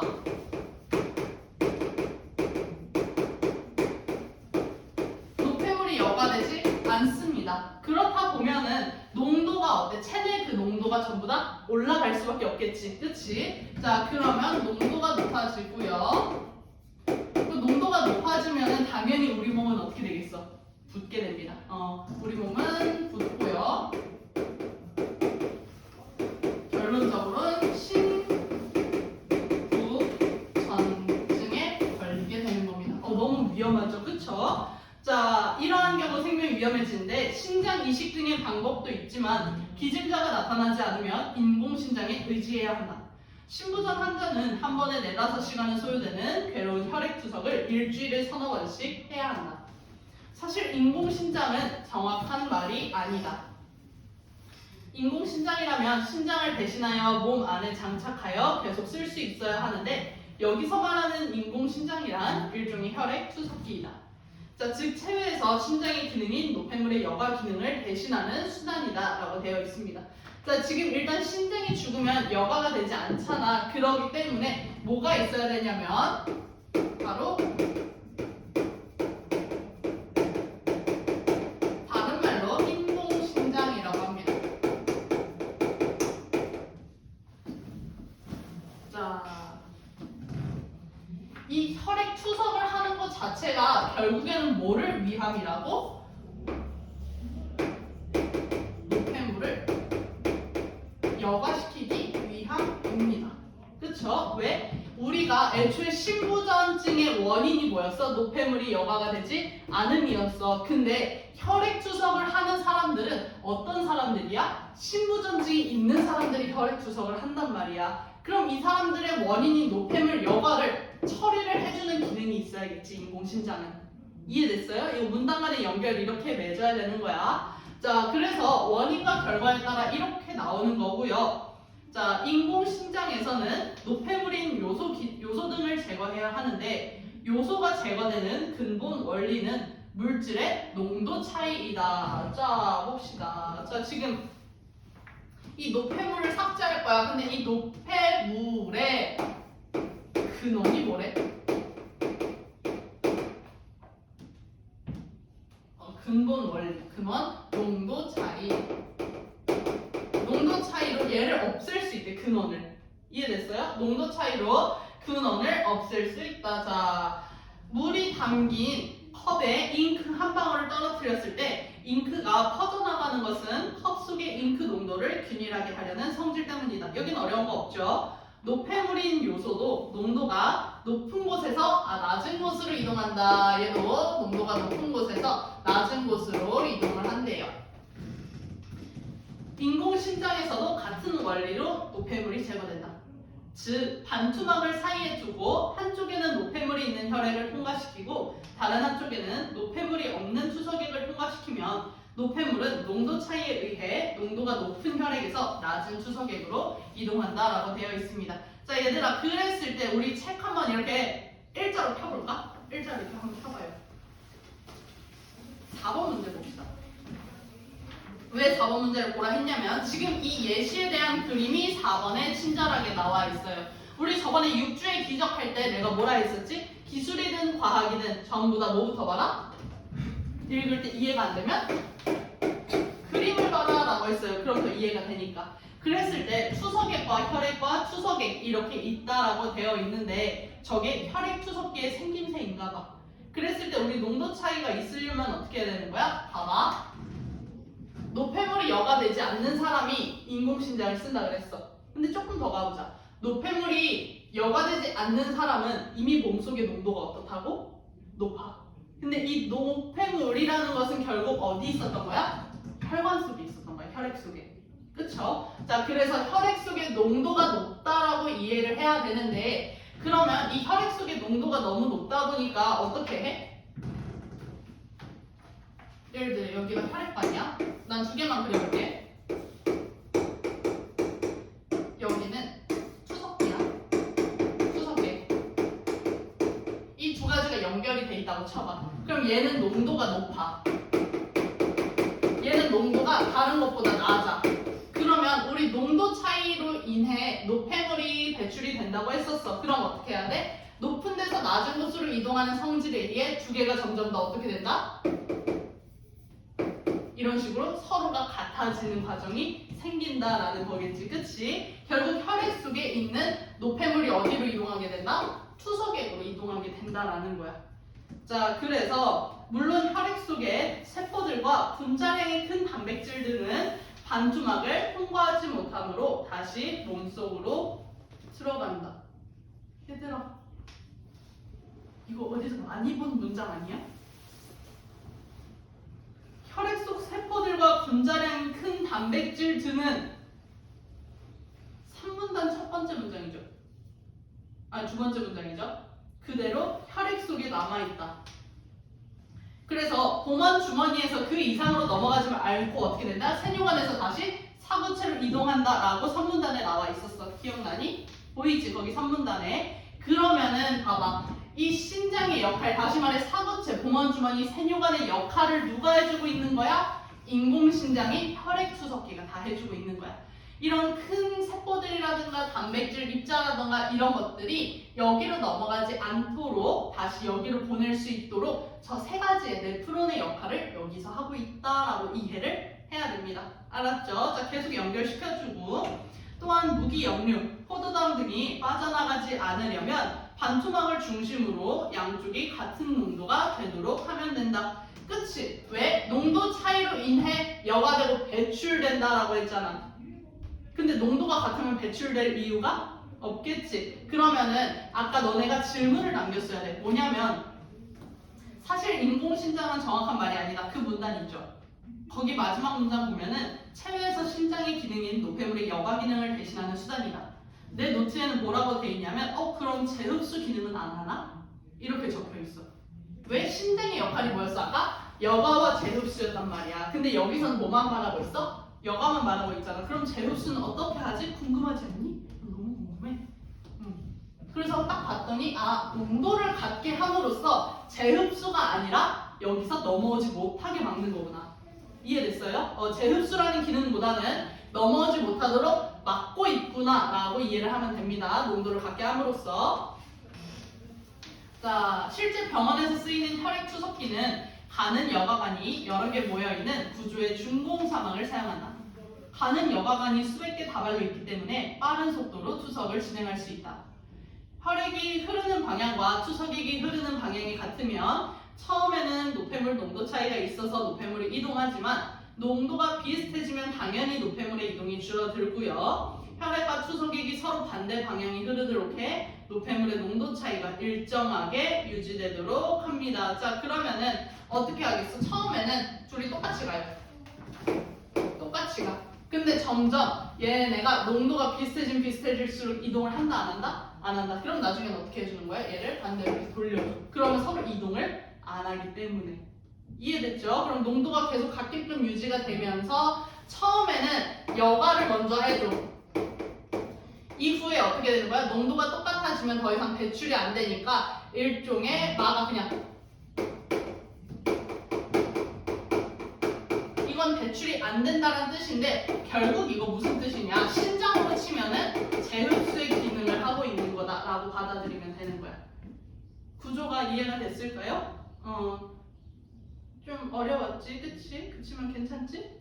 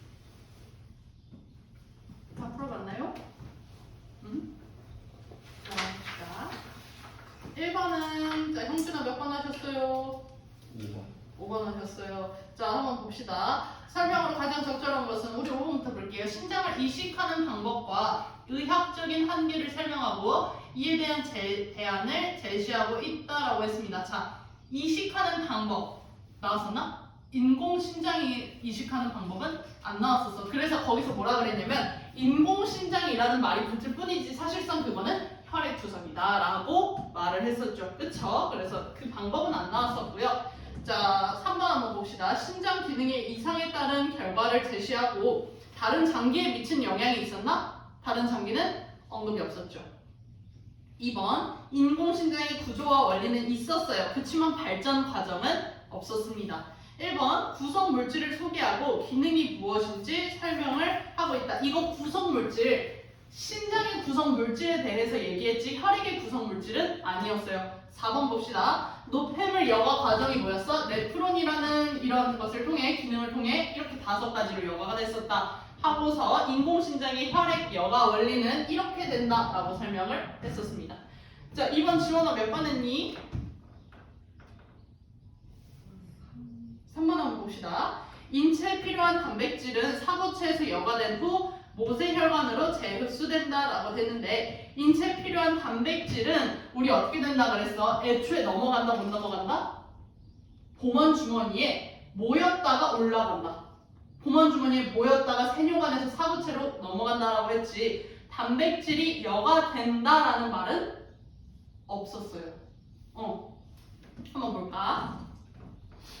왼쪽에 상문단의 두 번째 줄 분자량이 큰 세포나 단백질 등은 그대로 혈액 속에 남아 있다라고 되어 있습니다. 미안해요. 내가 무게음료랑 헷갈렸네요. 자, 단백질은 애초에 여기로 내려온다, 안 내려온다? 안 내려온다. 그냥 혈액 속에 그대로 있다. 알았죠? 그렇기 때문에 사고체에서 여과된다라는 말 그리고 재흡수된다라는 말 두 개가 다 틀린 겁니다. 알았죠? 자, 1번부터 봅시다. 소변에 당이 섞여 배출되면 소변색이 노랗게 된다. 아니었어. 노랗게 되는 경우는 뭐였어? 몸속에 수분이 없는 경우, 적은 경우. 신장은 무기염류, 아미노산 등을 노폐물과 함께 몸 밖으로 배출을 합니까? 얘들아 여기 봐봐. 무기염류, 아미노산은 뭐였어? 필요한 성분이었어. 근데 몸 밖으로 배출되는 거는 노폐물이었어. 얘는 어떻게 됐지? 재흡수됐지. 초록색인 필요한 성분은 재흡수됐잖아요. 그렇기 때문에 2번도 틀렸죠. 몸 밖으로 배출이 아니라 재흡수입니다.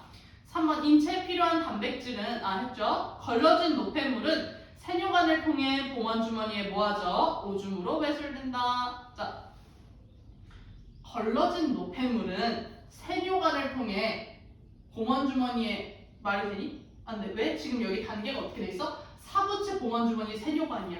거꾸로 됐지 지금? 그래서 아닙니다. 자, 기억은 뭐였냐면 신장이고요. 얘는 인공신장입니다. 자, 이거 가연아 몇 번이 답일까? 3번이 정답이죠.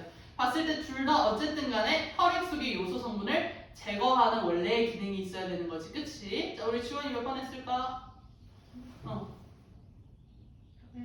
1번 했었어? 형준이는? 1번 봅시다. 인체 수분을 늘리는 기능이 있다. 이게 너네가 그렇게 생각을 했을 거야. 인체 수분을 늘려야 노폐물 배출이 되기 때문에.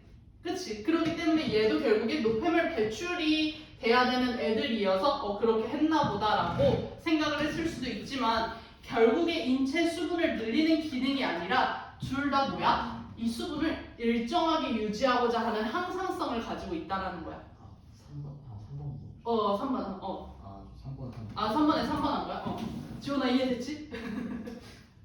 자, 그래서 1번은 그렇게 생각을 하면 됩니다. 자, 4번 한번 봅시다. 4번에 형준이가 1번이라고 답했지. 자, 다들 1번 했죠? 4번이 의외로 쉬웠습니다. 왜?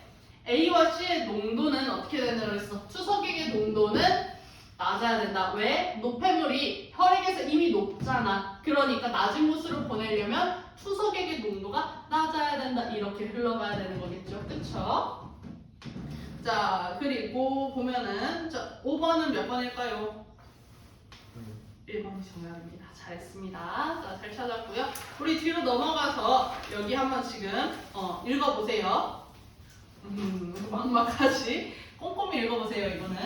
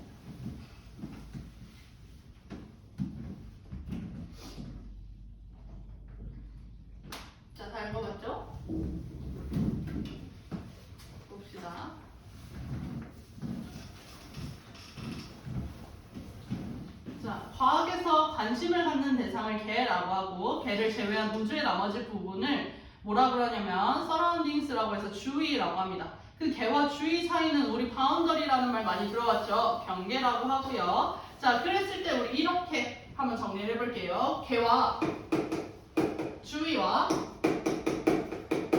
그거에 대한 경계가 있습니다.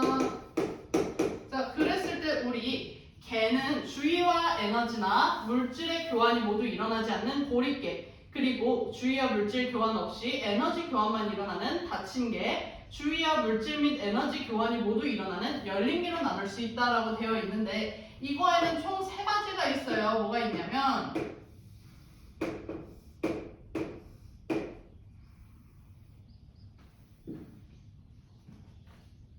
자, 고립계, 닫힌 개, 열린 개. 이렇게 길게 보였어.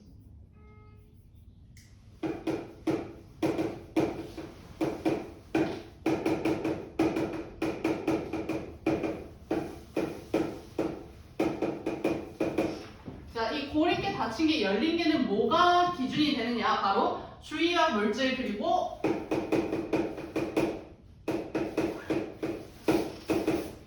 에너지 이렇게 됩니다. 자, 그랬을 때 고립계 같은 경우에는 주위와 물질, 에너지 둘 다 교환이 있다 없다? 없다. 그래서 아예 고립이 되는 형태라고 해서 고립계라 그러고요. 닫힌 개는 주위와 물질 그리고 에너지 중에 어디에만 교환이 일어난다? 에너지만. 그쵸? 자, 그래서 주위와 물질은 교환이 없다. 자, 열린 개 같은 경우에는 어떻게 되는 거야? 둘 다 교환이 있어요. 그쵸? 그래서 이렇게 정리를 할 수 있겠다, 얘들아. 그쵸? 자, 이걸 기준으로 우리가 고립계, 닫힌 개, 열린 개라고 하는 겁니다. 알았죠? 자, 그랬을 때 우리 이 주위, 개 말고 이 나머지 부분과 교환이 있는지 없는지 이거를 중점적으로 봐야 된다는 소리겠네. 그러면 자, 열역학 제1법칙에 따르면 우주의 에너지 총량은 일정함으로 개와 주위의 에너지 합 또한 일정하다라고 했습니다. 자, 왜냐면 이 개와 주위를 합쳐서 우리가 뭐라 그럴 거냐면 얘를 우주라고 하거든. 근데 이 우주의 에너지 총량은 어떻다? 일정하다.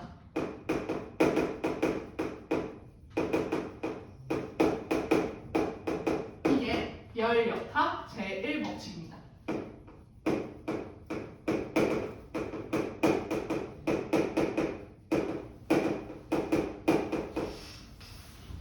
자, 그래서 얘네 둘이 어떻게 돼야 되느냐? 개와 주위의 에너지 합 또한 일정하다. 개와 주위 사이에 에너지 교환이 있다면, 얘들아 여기 한번 끊어봅시다. 개와 주위 사이에 에너지 교환이 있다라고 했을 때, 자, 그러면은 에너지 교환이 있다라는 건 어디겠어? 열린 개와 닫힌 개 둘 중 하나가 되는 거겠지, 그치? 왜? 에너지가 교환이 있어야 되는 거기 때문에. 그래서 닫힌 개 또는 열린 개와 주위에 에너지 교환이 있다면 이렇게 읽어야 됩니다. 잘했어요. 자, 그래서 개 에너지가 감소할 때 주위의 에너지는 증가하며 개 에너지가 증가할 때 주위의 에너지는 감소하게 된다. 이거 너무 간단한 소리지. 왜? 둘의 합이 항상 2라고 생각을 해보자. 그러면 얘 1이고 얘 1이면 상관이 없어. 근데 만약 얘가 감소했어. 0으로 감소하면 얘는 어떻게 돼야 돼? 플러스 1이 돼서 2가 돼야 되는 거고, 얘 같은 경우에는 어떻게 돼야 돼? 만약 얘가 2가 됐어. 그러면 얘는 어떻게 되는 거야? 마이너스 1을 시켜서 0을 만들어줘야 되는 거야. 그렇게 함으로써 항상 합이 어떻게 되게? 2가 되게끔 유지를 해줘야 되는 겁니다. 자, 그래서 개와 주위 사이에 에너지 교환이 일어날 때 개 에너지가 증가하면 플러스로, 개 에너지가 감소하면 마이너스로 표시를 한다고 합니다. 한편 개가 열을 흡수하는 과정은 흡열 과정, 개가 열을 방출하는 과정은 발열 과정이라 하는데, 우리 열이라는 것 자체가 에너지의 대표적인 형태이거든요. 그렇기 때문에 흡열 과정에 관련된 열은 당연히 열을 흡수한다, 다시 말해 에너지를 흡수한다가 돼서 플러스 Q로 나타내고, 발열 과정에 관련된 열은 말 그대로 방출하는 에너지여서 마이너스 Q로 나타낸다. 자, 다시 말해서 얘들아, 개와 주위가 있다면은 이 에너지라는 것에 있어서 중심이 뭐가 되는 거야? 개가 된다는 소리야. 이해됐어? 얘가 바로 에너지 교환의 중심이 되는 축입니다. 이거를 눈치를 채야 돼. 얘가 에너지를 얻느냐 잃느냐에 따라 플러스 마이너스가 달라지기 때문에. 자, 그래서 여기 나와 있는 거 적어볼게요. 흡열 과정 같은 경우에는 얘는 에너지가 에너지 2라고 쓸게. 에너지가 플러스 된다. 그래서 얘 같은 경우에는 플러스 Q라고 쓰고요. 그리고 발열 과정 같은 경우에는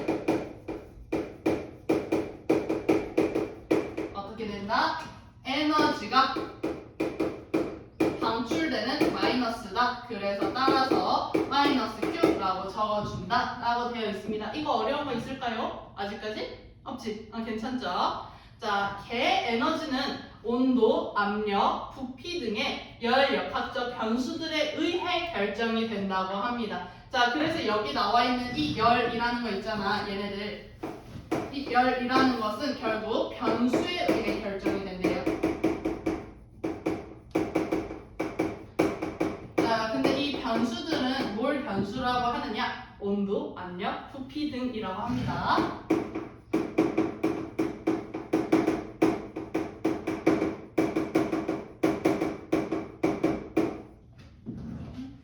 열 역학적 변수들이 같은 개들은 같은 상태에 있다고 할 수 있다. 그래서 이 변수가 같다라는 거는 결국에 상태가 같다. 알았죠? 자, 이것만 적어줄게요. 변수가 같다. 라는 말은 상태가 같다. 자, 여기서부터 이제 좀 어려워져. 그치? 자, 그림과 같이 피스톤이 연결된 실린더가 있고 실린더에는 보일-샤를의 법칙을 만족하는 기체가 들어있다고 가정해보자.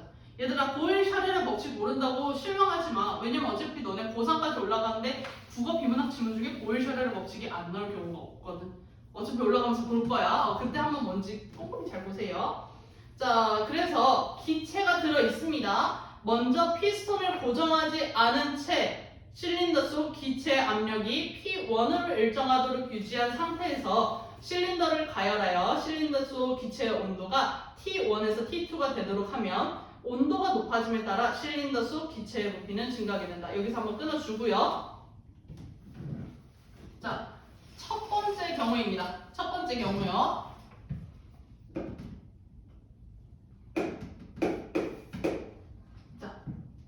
첫 번째는 뭐냐면 피스톤을 고정을 안 했어.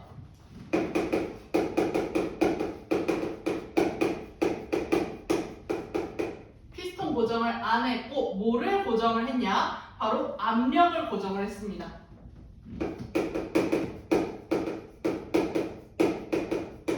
자, 근데 이 압력을 우리가 뭐라고 했냐면 P1이라고 할게요. 얘를.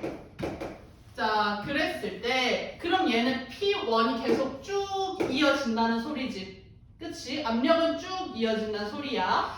자, 그래서 실린더를 가열을 했어. 그래서 이 실린더 속 기체의 온도가 T인데 T1에서 T2가 됐다고 해보자. 그러면 온도가 높아짐에 따라 실린더 속 기체의 부피는 증가하게 된다. 자, 기체 압력을 고정해둔 상태에서 온도를 높이게 되면은 결국 이 안에 뭐가 증가하게 된다? 부피가 증가하게 된다. 자, 기체의 부피가 증가를 한대요. 그쵸? 자,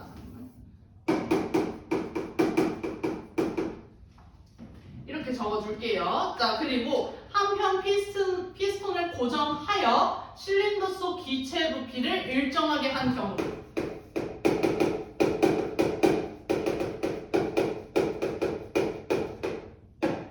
그리고 부피를 일정하겠죠.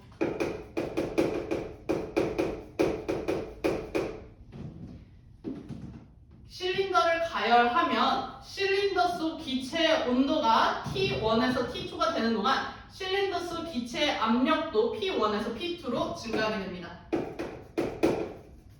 온도가 T1에서 T1에서 T2로 증가하는 동안 기체 압력은 어떻게 되느냐? P1에서 P2가 된다라는 소리죠. 자, 그래서 온도가 T2인 상태를 유지하면서 고정시켰던 이 피스톤을 풀어버리잖아? 이 상태에서 피스톤을 풀면은 어떻게 되냐? 바로 기체 압력이 P1이 될 때까지 실린더 속 기체의 부피는 증가하게 된다. 자, 여기 이게 1단계고요. 두 번째 단계가 뭐냐면 두 번째 단계는 바로 온도가 어떻게 된다?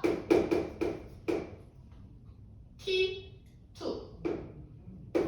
T2인 상태 그대로야. 자, T2고요. 어떻게 되면 실린더는 압력은 지금 P2까지 왔었지. 얘는 계속 그냥 쭉 이어지고 있는 상황인 거고 얘는 P2에서 P1이 되고 이 경우에 바로 기체 부피가 증가한다.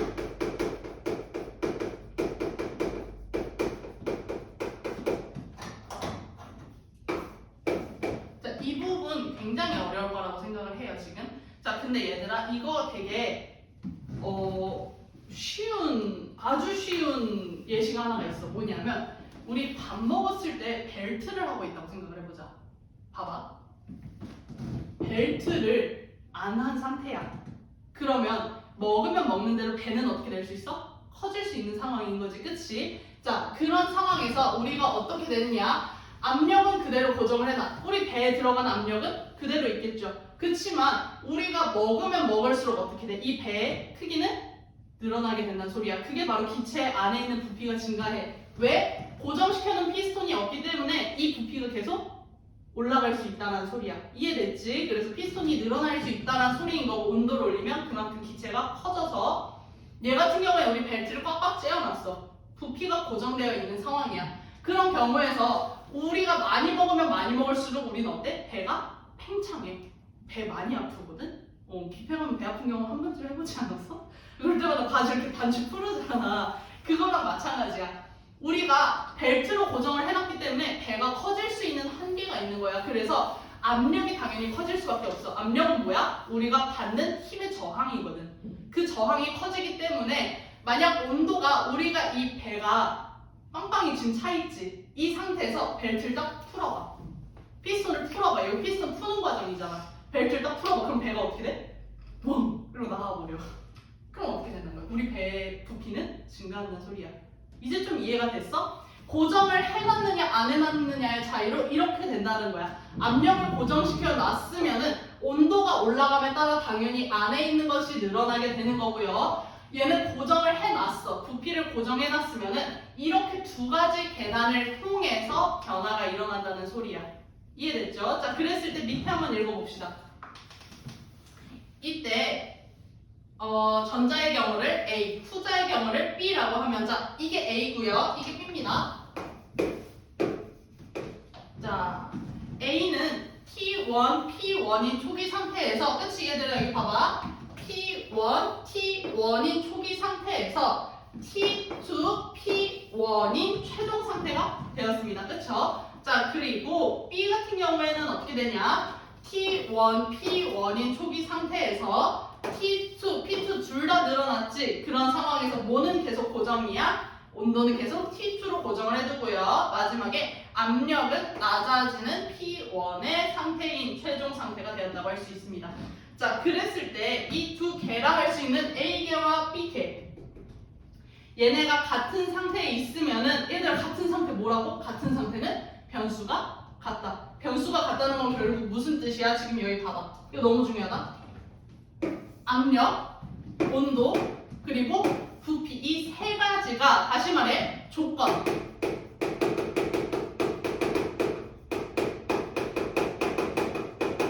라는 뜻이야. 모든 게 다 동일하게 적용이 되었다면 이 A와 B의 실린더 속 기체의 내부 에너지는 서로 같다고 할 수 있습니다. 내부 에너지는 뭐야? 부피가 일정할 때 온도에 의해 결정이 된다. 이해됐나요? 왜? 여기도 봐봐. 온도가 올라갔으니까 부피가 증가됐지. 얘도 어때? 온도가 높으니까 압력이 낮아졌지만 그럼에도 불구하고 부피가 증가했잖아. 결국 모든 것은 다 뭐가 정한다? 온도가 정한다 라는 결론이 나오네요. 이해됐죠? 자, 그래서 내부 에너지가 서로 같다라고 할 수 있습니다.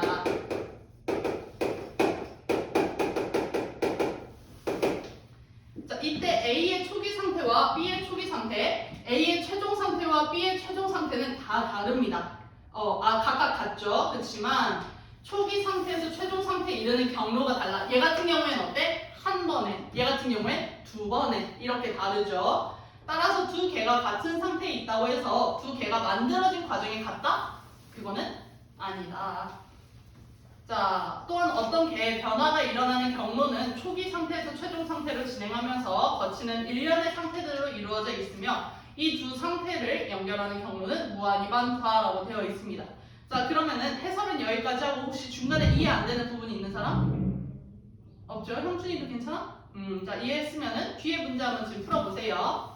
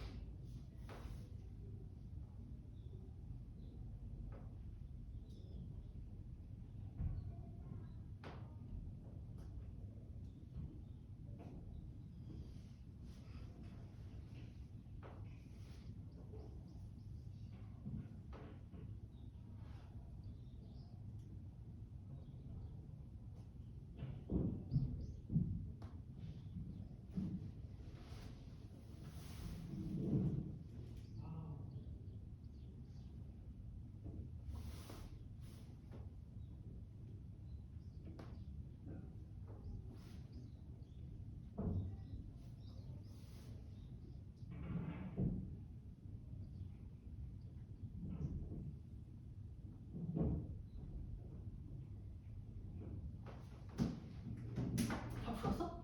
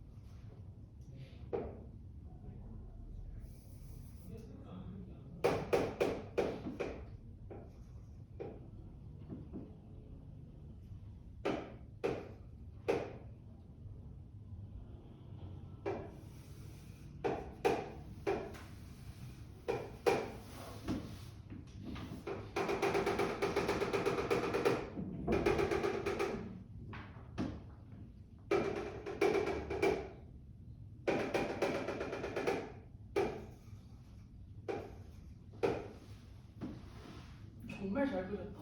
그렇지? 난 대학교 1학년 때 우주의 이해라는 교양 수업을 들었었는데 우주를 이해하지 못해서 F를 받았거든? 근데 난 지금 여기서 물리를 이해하고 있어요. 화학을 이해하고 있어요, 저는. 자, 한번 8번부터 봅시다. 보기는 가를 그래프로 표시한 것이다. 이렇게 되어 있죠. 보기를 참고하여 가를 이해한 내용으로 적절하지 않은 것은 했는데 얘들아 여기가 A고 여기가 B고 여기가 C라고 합니다. 우리 A, B, C를 각각 이거 1번 얘가 1번 얘가 기역, 얘가 니은, 얘가 디귿이라고 했을 때 각각 어떤 건지 찾을 수 있겠지. 왜? 압력이 고정되어 있는 애는 누구야? 누구밖에 없어? A밖에 없어. 그렇기 때문에 얘가 뭐가 된다? 기역이 될 수밖에 없겠지. 자, 그런 상태에서 저거 한번 봅시다. 얘는 기역이 될 수밖에 없어요. 보면은 압력은 온도가 높아져도 계속 고정이 되어 있거든요. 그쵸? 자, 그래서 기역 같은 경우가 어떻게 된다? P1에서 P2로 가는 과정이 된다. 이해됐나요? 기억하면 여기 정리해볼게요. 기억 같은 경우가 처음에 T1, T부터 써줄게. T1, P1이었다면 얘가 나중에 어떻게 변했냐? 바로 T2, P1 이렇게 고정이 된 상태. 이거 이해했어? 이거 좀 이해했지? 자, B 같은 경우가 어떤 경우일까요? B 같은 경우는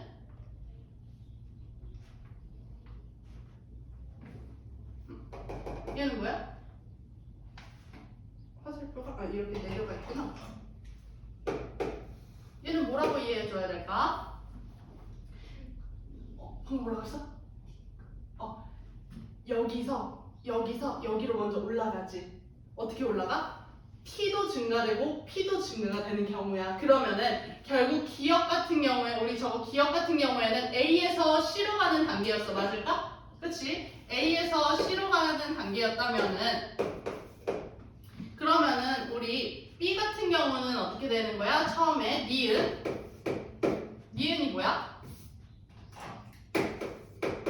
초기 단계지. T2에서 미안해. 니은이 T1에서 P1이었고 여기서 T2에서 P2로 이동을 한 다시 말해 A에서 B로 이동하는 결과였습니다. 맞을까요? 이해됐지 여기는? 자, C 같은 경우에는 뭐야? B에서 C로 내려온 경우야. 우리 C 같은 경우에는 어디에 해당하는 애야? 디귿에 해당하는 애가 되겠죠. 그래서 디귿 같은 경우는 우리 원래 있었던 T2, P2에서 어떻게 변화되는 거냐? 바로 T2, P1으로 압력만 변하게 되는 C의 형태를 띠고 있다. 그래서 B에서 C로 이동되는 형태. 이해됐나요? 그래서 각각 얘네를 A계와 B계를 이렇게 정리를 할 수 있어야 되는 거야. 이 그래프는. 그러면은 1번부터 봅시다. 얘의 경우 A 상태에서 C 상태가 되는 경로에서 A 상태에서 C 상태가 되는 경로에서 실린더 속 기체의 부피가 증가한다. 맞죠? B의 경우 A에서 B가 되는 경로에서 A에서 B가 되는 경로에서는 온도가 어떻게 된다? 같이 높아진다. 맞지? B의 경우 B 상태에서 C가 되는 경우 이 디귿 상태죠. 실린더 속 기체의 부피가 증가하는 결론을 나타냅니다. 자, 4번. A 상태에서 실린더 속 기체 내부 에너지는 A의 경우와 B의 경우와 같을 것이다. 자, 이거 무슨 소리야? 여기 T1, P1일 때 이런 경우에 어떻게 돼? 내부 에너지는 A의 경우와 B의 경우와 같을 것이래. 내부 에너지가 뭔데? 변수가 같다는 소리인 거잖아. 그럼 결국 답이 맞겠죠. 그쵸? 자, 5번. C 상태에서 실린더 속 기체 내부 에너지는 A 경우보다 B의 경우가 클 것이다. 우리 C 상태에 마지막 여기 내려왔을 때 여기죠. 여기 기체 내부 에너지는 A의 경우보다 B의 경우가 클 것이다. 어떻게 돼? 그치, 같을 것이다라는 결론이 나와야지. 왜? 지금 얘네 상태가 어떻다 그랬어? 같다라고 했었잖아. 그러니까 내부의 에너지가 같다라고 봐야 되는 거지. 너무 잘 찾았습니다. 자, 9번은 1번이 정답이었고요. 9번 됐죠. 자, 6번 봅시다. 윗글의 내용과 일치하지 않는 것은 자, 열 역학적 변수들이 같은 두 개는 다시 말해서 뭐다? 같은 상태에 있다. 맞죠? 열 역학 제1법칙에 따르면 우주 에너지 총량은 일정하고요. 열린 개에서 열린 개는 주위와 물질 교환도 있고 에너지 교환도 있기 때문에 3번이 정답입니다. 자, 개가 초기 상태에서 최종 상태로 진행하면서 거칠 수 있는 경로는 무한히 많다고 마지막 문단에 명시가 되어 있었고요. 개와 주위 사이에 에너지 교환이 일어날 때 개의 에너지가 증가하면은 주위의 에너지는 감소한다. 그래서 어떻게 된다? 총량을 일정하게 유지한다 라고 했었습니다. 자, 윗글을 바탕으로 보기를 이해한 내용으로 가장 적절한 것은 자, 물이 담긴 수조 절반 정도 장기도로 놓인 비커 속 물에 진한 황산을 넣어서 묽은 황산 용액을 만들면 묽은 황산 용액은 물론 비커 주위의 수조 속 물의 온도까지 높아진다. 이는 황산이 이온으로 되면서 열이 방출되고 이 열이 수조 속 물에도 전달되기 때문이다 라고 했습니다. 자, 물이 담긴 수조의 절반 정도 장기도로 놓인 비커 속 물. 어떻게 생긴 거야, 그럼 걔는? 물이 담긴 수조가 있어. 여기 물이 이렇게 있는데 한 이 정도 담가놨나 봐. 그리고 여기 이렇게 얘도 물이 있나 봐. 그치? 이런 상황에서 여기도 물이 있고요. 여기도 물이 있어요. 여기도 물이야. 근데 여기에 뭘 넣었는데? 황산 용액.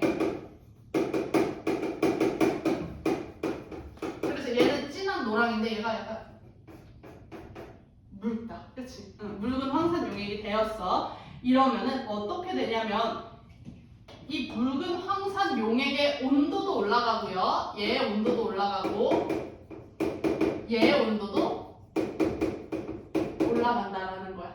자, 그랬을 때 왜 그러냐? 황산 용액의 뭐가 낮아졌기 때문에 에너지가 방출이 됐기 때문에 이렇게 이해해도 될까? 그치? 그럼 얘는 다시 말해서 뭐야? 에너지가 높아진 거고 얘도 에너지가 높아진 거지. 자, 그럼 우리 이거 어떻게 표현했었어? 얘 같은 경우에는 어떻게 나타낸다? 마이너스? 그치? 마이너스 Q. 얘는 됐을까? 그랬을 때 한번 보자. 1번 묽은 황산 용액이 만들어지는 과정은 발열 과정이므로 이 과정과 관련된 열은 마이너스 Q로 표시돼야겠군. 맞겠죠? 그치? 자, 그리고 2번 진한 황산을 넣은 물은 주위와 물질 교환이 일어나는 고립계. 얘들아, 고립계 자체가 뭐였어? 둘 다 교환이 없습니다. 3번 비커 속 물의 에너지와 수조 속 물의 에너지는 모두 어떻게 된다? 증가하였다. 자, 4번 묽은 황산 용액은 수조 속의 물로부터 에너지를 흡수했겠군. 아니죠. 둘 다 뭐였어? 황산으로부터 에너지를 흡수한 경우고요. 비커 속의 물, 수조 속의 물 둘 다 경계가 아닌 어디에 해당된다? 주위에 해당이 되기 때문에 개라는 황산 용액과의 에너지 교환이 일어났다라고 이해를 해야 되겠죠. 그쵸? 그래서 7번은 1번이 정답이었습니다. 자, 그럼 다 맞았나요? 해봅니다. 잘했습니다. 자, 딱 시간 맞게 끝났네요. 오늘은 여기까지 하겠습니다. 자, 고생 많으셨습니다.